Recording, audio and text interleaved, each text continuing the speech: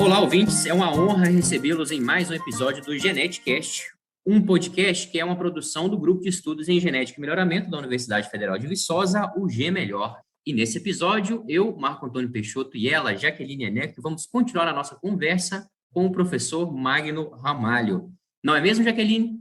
É isso mesmo, Marco. Bem-vindo, pessoal. O episódio de hoje nós vamos às perguntas que vocês fizeram ao professor Magno. E eu já estou com a primeira aqui. É do Maicon. Ele gostaria de saber se atualmente, como que o melhoramento de espécies anuais vem trabalhando com a interação GA. Temos alguma perspectiva aí, professor? Bom, aqui merece um comentário inicial.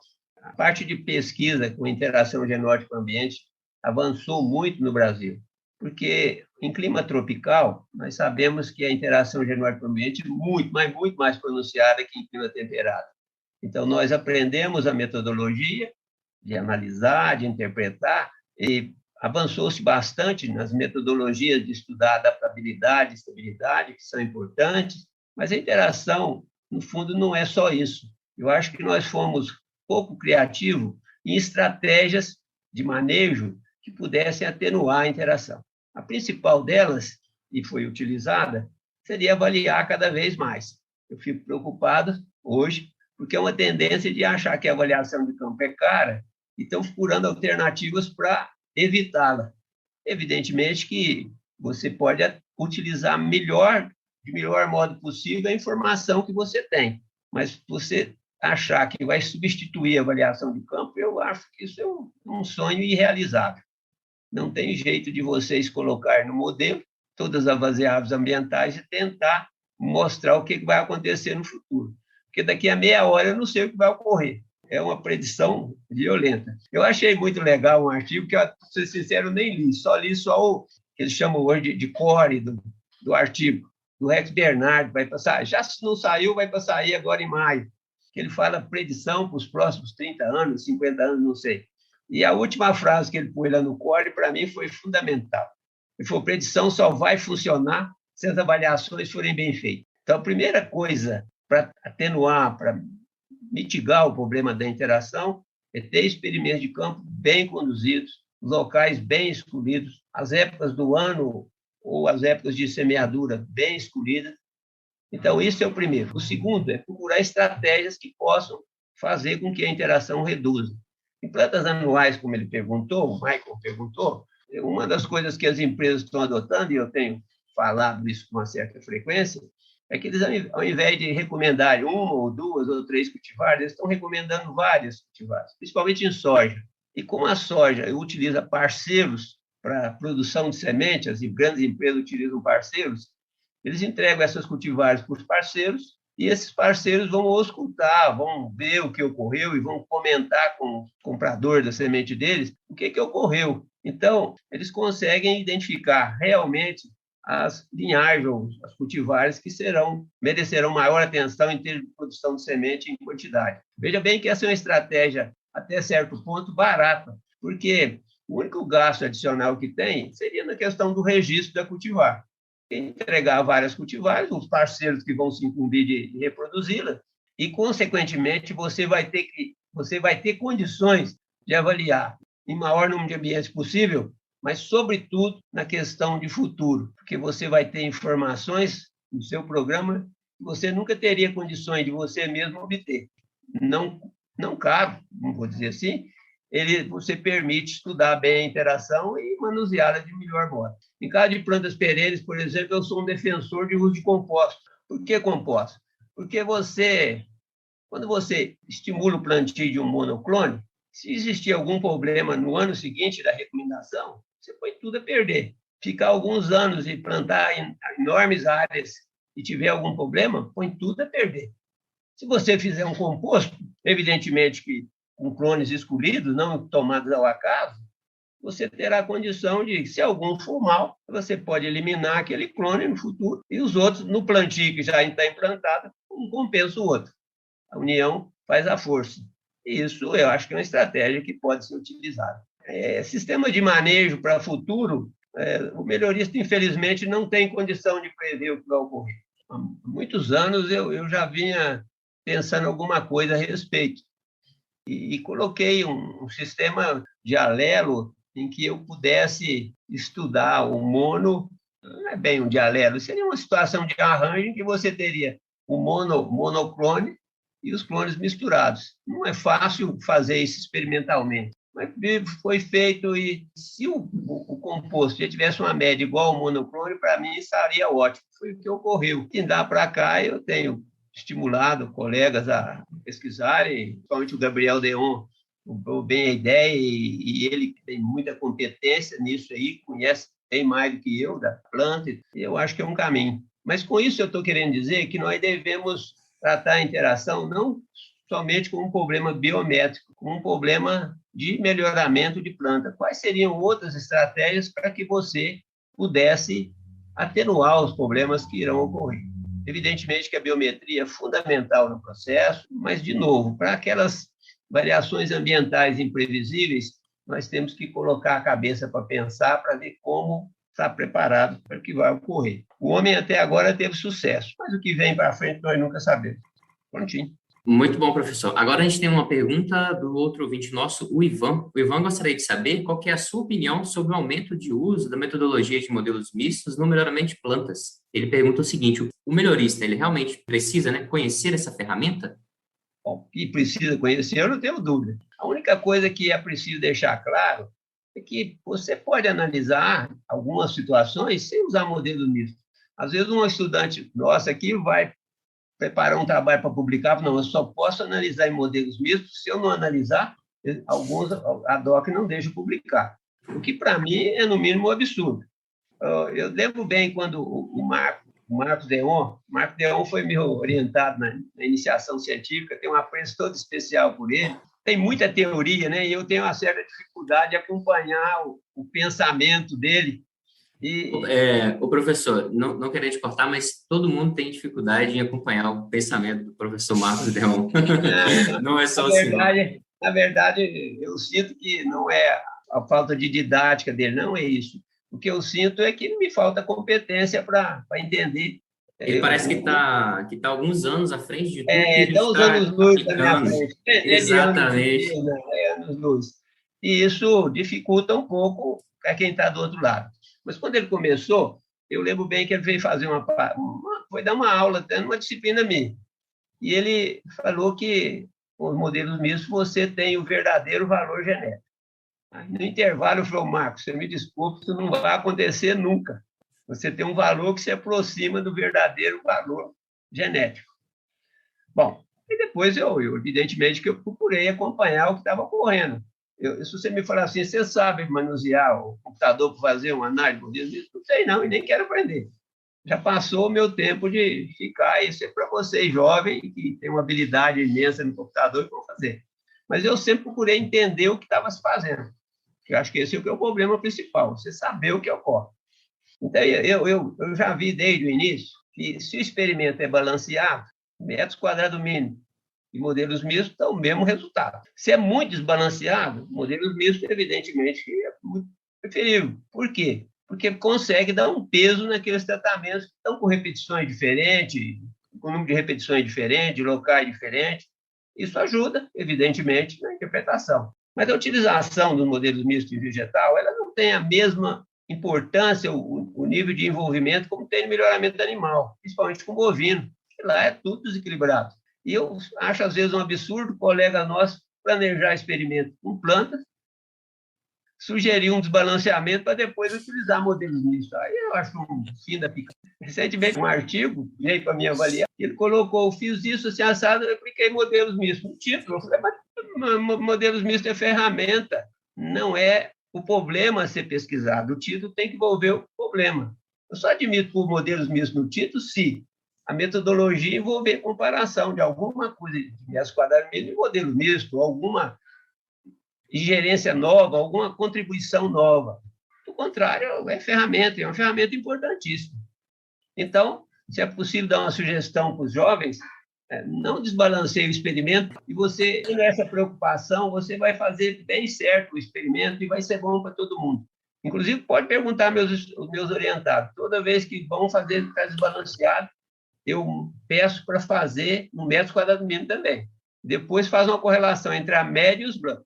Se ela for baixa, Eu falei, você pode ver os modelos mistos que tem erro. Porque com o metro quadrado mínimo, como as rotinas já são todas pré-estabelecidas, é muito mecânico, qualquer erro que tem, o programa só falta falar, o seu curso, você fez isso errado. E ele solta o resultado. Então, se você colocar lá e apertou o enter, sai resultado. Tem que conhecer bem o dado. Entendi. Tem algum problema. E isso é o básico, te interrompendo, isso é o básico da ciência, né? Você tem metodologias extremamente bem conhecidas, implementadas, e todo conhecimento adicional, você vai fazendo comparação, né? E como você falou mais cedo, a gente não parte do nada, a gente parte de alguma coisa. A metodologia de modelos mistos surgiu assim, né? Baseado no que a gente já conhecia, tentando resolver alguns problemas a mais.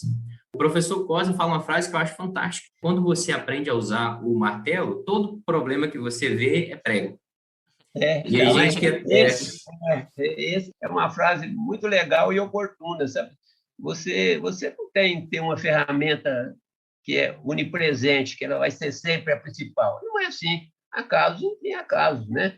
Em que você tem mais segurança. Confesso para você que toda vez que os estudantes analisam os dados o metro quadrado mínimo, eu tenho muito mais segurança em ver do que depois, quando fazem por modelos mistos. É uma caixa preta para mim.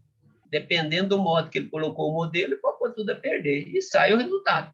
E eu tenho absoluta certeza, se nós formos rever os dados que foram obtidos nesses últimos anos, tem uma enormidade de coisa errada. Tenho absoluta certeza disso. Agora, com isso, eu não quero desestimular, muito pelo contrário. Sempre que é preciso, eu uso, ou peço alguém para fazer para mim, para usar, porque é importantíssimo. O Henderson foi um indivíduo muito competente, mas ele estava apertado. O melhoramento, se fizer bem certinho, só vai usar em casos extremos, porque em casos extremos não tem outra solução. Você vai por aí, que para mim é esse, é tranquilo. Eu já vi casos, eu até brincava, o Márcio Balestre, que também foi iniciação científica comigo, e ele começou um dia a falar, falou, mas desse jeito que você está falando, dá a entender que o Fischer já estava morto fisicamente, agora está matando cientificamente. E não é bem por aí. Todo o fundamento começou com o Fischer. E o Fischer dizia uma frase que eu cito sempre, provavelmente na Sinop eu devo ter falado essa frase. Primeiro os números, depois a estatística. Números bons geram resultados bons. Números bons compensam a estatística realizada. A estatística não resolve o problema de qualidade de dados. Coloque isso na cabeça. Se alguma metodologia estatística mudar a classificação dos tratamentos, você pode desconfiar dela. Isso que você está falando, professor, vai um pouco de encontro com a pergunta do Tiago. Ele gostaria de saber sobre a fenômica, se é possível conciliar a fenômica, as escalas de avaliação que são utilizadas no melhoramento e como que essas experiências de campo podem ajudar em seleções futuras. Alguns anos atrás, eu me preocupei em ver se, de fato, a informação com dados descontínuos, nota, por exemplo, poderia ser utilizada. Fizemos alguns trabalhos vendo a eficiência desse tipo de informação. Como eu esperava, mostrou que funciona. Mas uma condição boa para você, esses dados, vamos dizer assim, que não tem distribuição contínua a priori, é você utilizar, por exemplo, para dar nota para a TOR, mais de uma pessoa.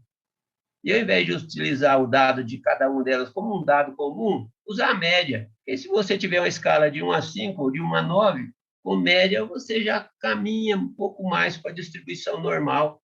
E aí nós vamos viver em paz com o dado sem problema. E a fenômica que está aí tem muitas coisas boas. Eu recentemente estou participando com uma orientada minha, analisar dados de fotografia com drone.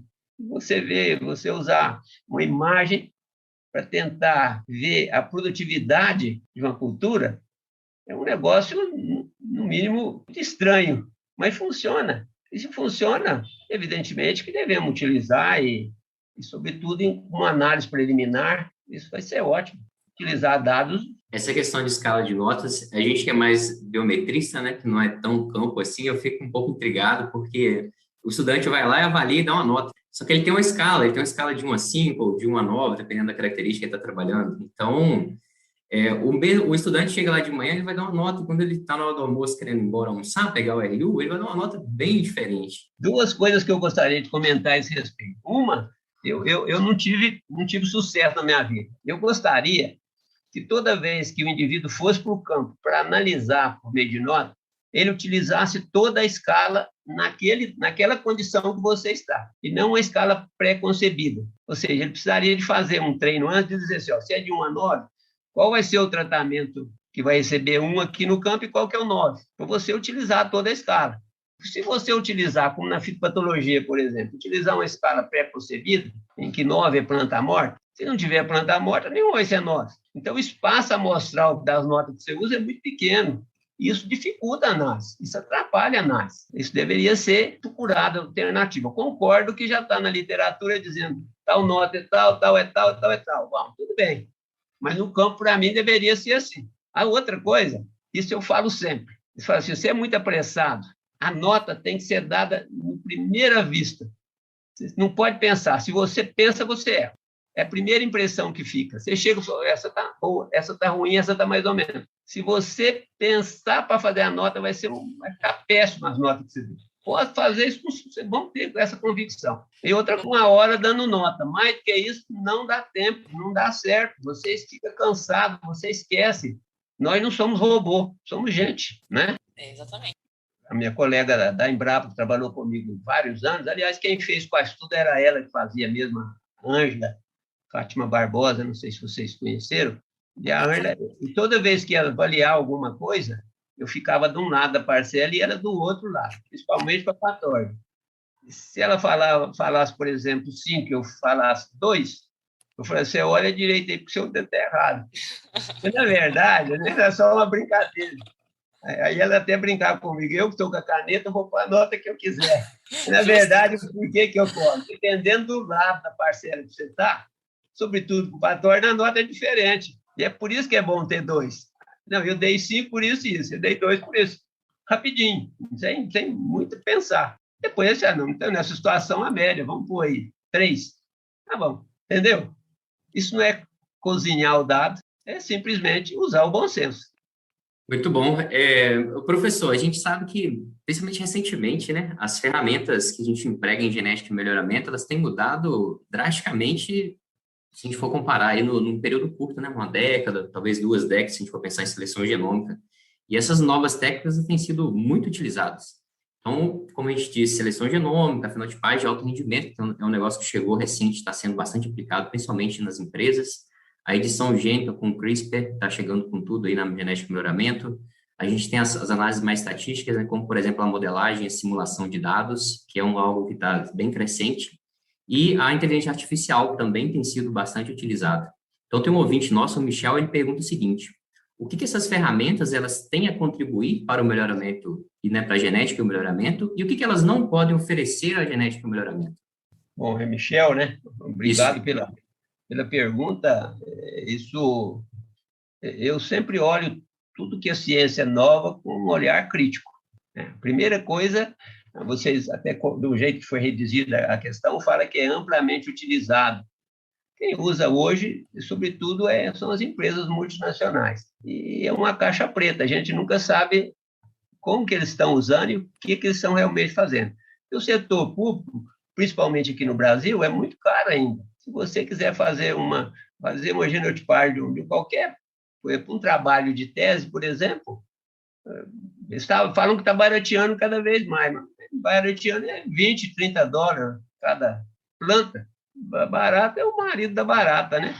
Se isso for barato, como é que vai fazer? É caro, é muito caro ainda. Espero que chegue nos 4 dólares, que é a referência de se fazer. Então, não dá para fazer em tudo, primeira coisa. Sobretudo quando tem muita coisa para avaliar. Imaginou 5.000 plantas, você fazer genômica delas todas? Põe a conta aí. Até o Bill Gates é capaz de achar caro.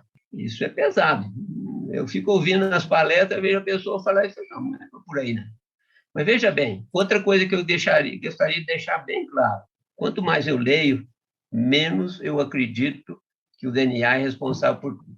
Coloquem isso na cabeça. O DNA é um participante importante, fundamental, mas não é exclusivo. Quando eu ouço palestras genômicas, as pessoas transparecem para mim, eu posso estar redondamente enganado, que uma base nitrogenada é tudo. Ela resolve tudo. E não é bem assim. A atuação do gene depende muito do ambiente, depende muito dos SNPs vizinhos, e cada vez que eu leio, mais estou convicto disso que eu estou falando agora.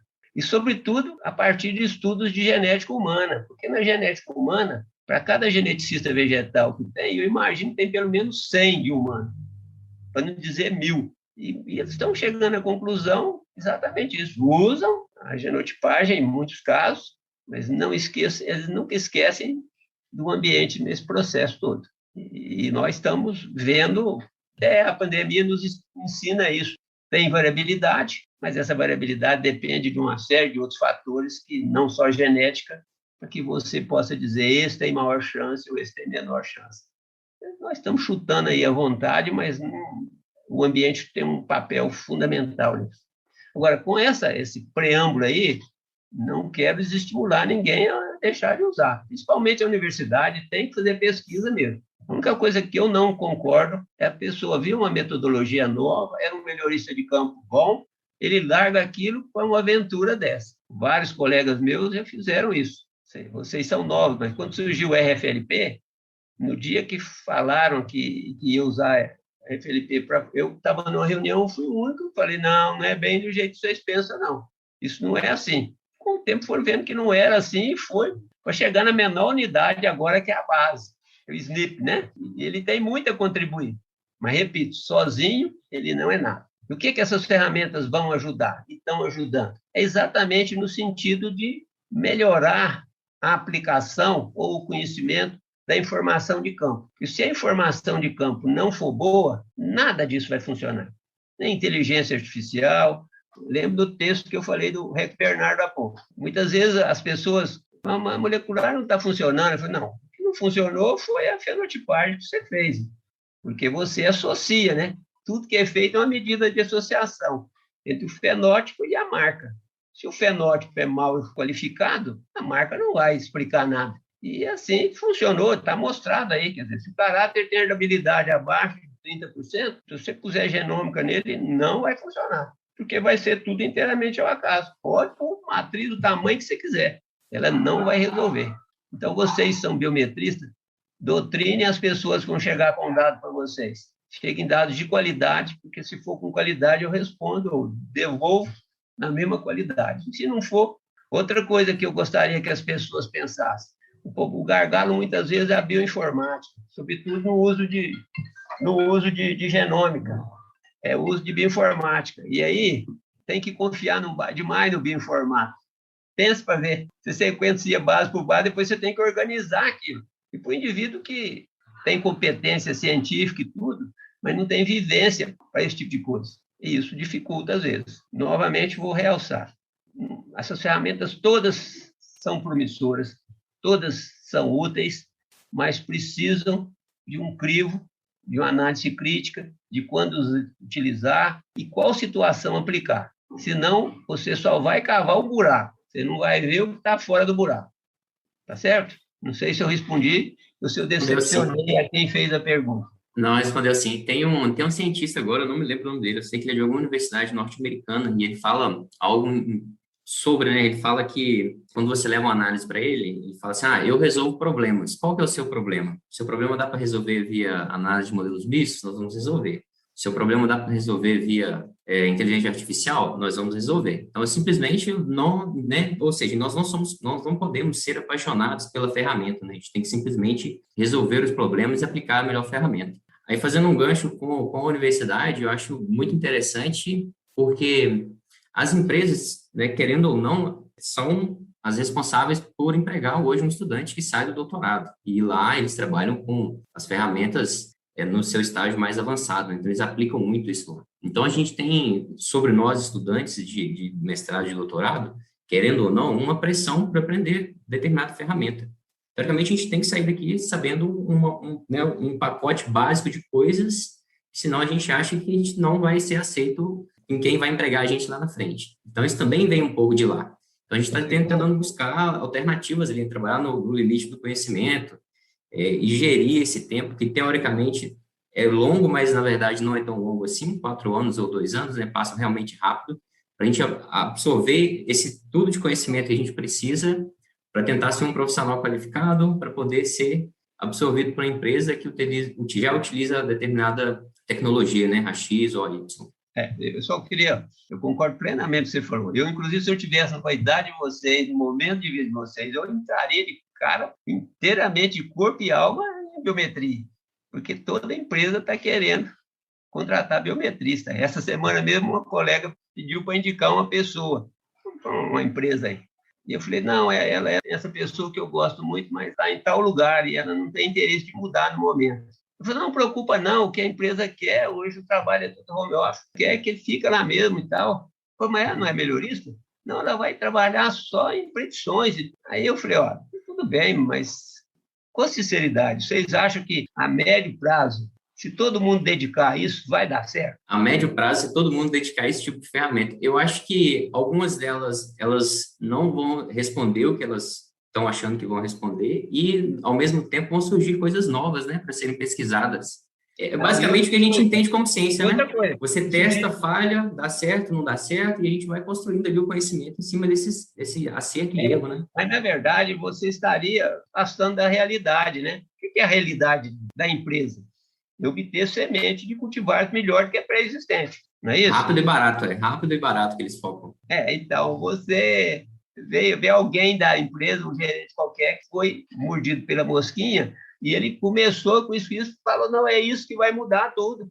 Sobretudo, se vai reduzir o trabalho de campo, vai ser ótimo, porque custa caro e tal, né? Tudo bem. Agora, acho que tudo devia ser proporcional, né? Repito, vocês têm coberto de razão. Se eu tivesse no lugar de vocês, estaria fazendo isso. A única coisa que eu acho que vocês poderiam utilizar é ler um pouquinho fora do processo de predição, inclusive para melhorar a predição, que vocês estão cobertos de razão e que o momento é esse, que está aí, e a ciência é aí, acho que é legal, é isso mesmo, não tem. E a universidade está certíssima, porque ela tem que formar as pessoas no que o mercado quer. O que o mercado está querendo? É esse tipo de público. Vamos colocar. Agora, quem já viveu um pouco mais fica com o pé atrás. Fala assim, mas será?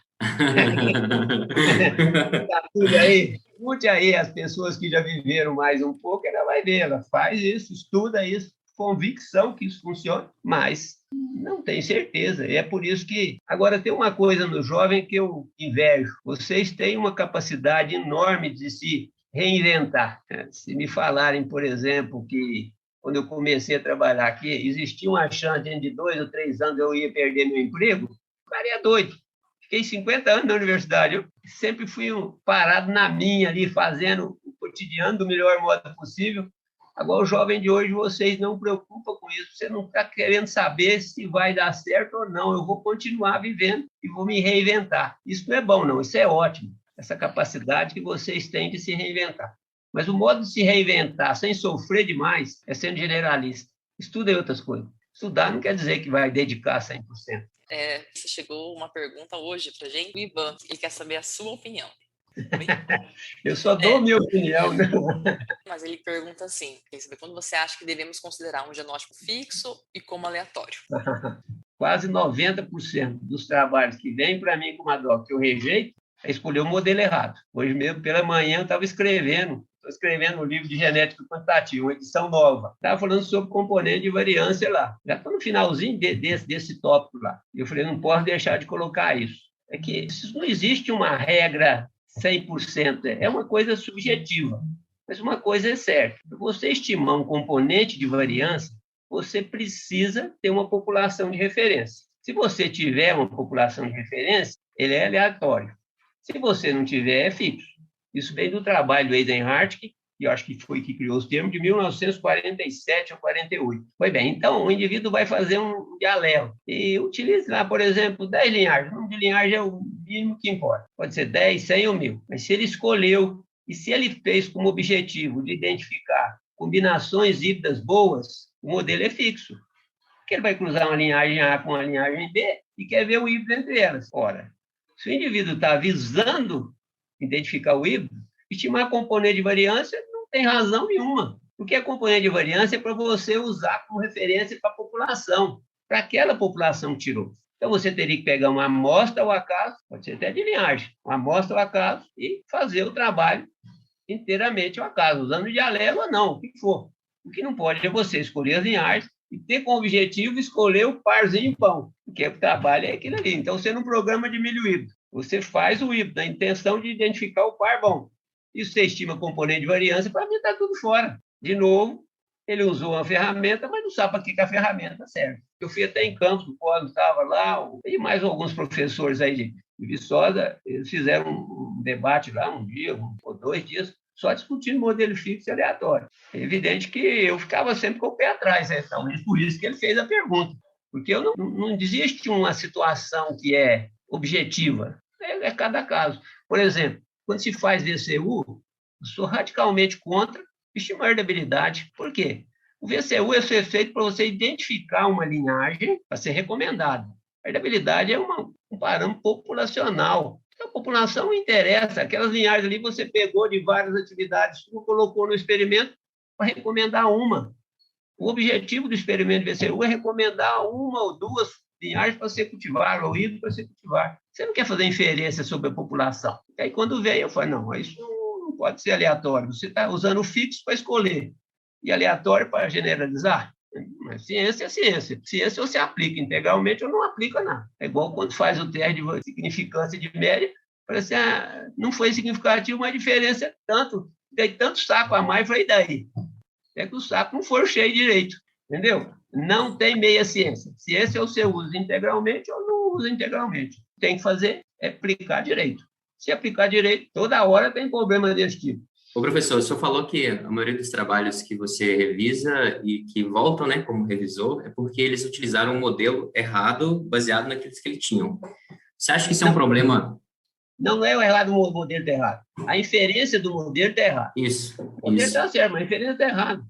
Mas é como se eles tivessem um dado X e tivessem ajustado um modelo que não caberia baseado naqueles dados.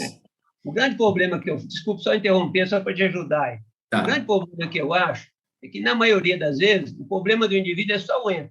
Quem fez o programa fez pensando um monte de coisa. Agora, o sujeito que não sabe muito bem o que está se passando, ele aperta o enter, sai um monte de coisa e fala, vou colocar isso no artigo. E coloca. Mas está fora. E quem fez o programa não tem culpa nenhuma. Aliás, ele deu uma enorme contribuição. Agora, é preciso saber que o que está de cada computador, saber o que ele está querendo fazer com aquele dado. Entendi. Eu ia perguntar, na verdade, se esse resultado, né, de a gente nem sempre estar fazendo a inferência certa, se isso é baseado basicamente na formação, que o estudante precisava de ter uma formação maior voltada para isso, ou se seria resultado da possibilidade que alguns programas dão para a gente, né, de a gente simplesmente chegar lá e utilizar sem saber muito bem o que você está fazendo, igual você falou. Apertou o botão, ele vai resolver o seu problema ali. Porém, não se sabe muito bem se... Longe de mim querer criticar quem faz os programas. Gostaria de ter habilidade de fazer. E se tivesse, iria fazer cada vez mais. Isso é ótimo. Não é bom, não, é ótimo. Fez uma enorme contribuição. O problema todo é que, para usar qualquer programa desse, precisa ter vivência no que está fazendo. Não é simplesmente pôr enter lá, sai aqui no mundo de dados, uma beleza. Você fala assim, mas para que eu estou querendo isso? Para que eu vou utilizar isso? Então, muitas vezes, é o excesso de preciosismo que se imagina que está tendo, é que atrapalha. Essa semana mesmo, deu um parecer, sábado, deu um parecer, não vou falar de cultura e nem de onde é. Não é da Viçosa, não, já vou dizer.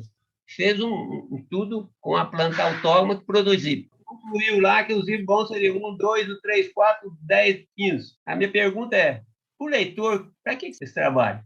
O leitor não sabe quem que é a linhagem 1, nem a 2, nem a 10 e a 15. Não tem isso. E ele fez essa confusão, estimou componente de variância e tudo lá, e, na verdade, não usou nada disso, só estimou, pôs lá o resultado, pôs uma tabela e pronto. Não é ciência, não é isso. Vocês me desculpem, mas ciência é saber o que está se fazendo. Muito obrigado pela oportunidade. Muito bacana. Professor, muito obrigada, viu? Eu que agradeço, né, sempre que eu tenho uma oportunidade dessa. Bom dia e boa semana. Então, pessoal, essa foi a nossa conversa com o professor Magno Ramalho. E aí, ouvinte, gostou? Pode nos acompanhar em nossas redes sociais, Facebook, Instagram, LinkedIn, além do nosso site, para deixar seu comentário, crítica, sugestão ou temas para trazermos nos próximos episódios. Em nossas redes sociais e no nosso site, você fica por dentro dos eventos do Gen Melhor e dos novos episódios do GenetCast. Como você sabe, toda primeira segunda-feira do mês, um novo episódio.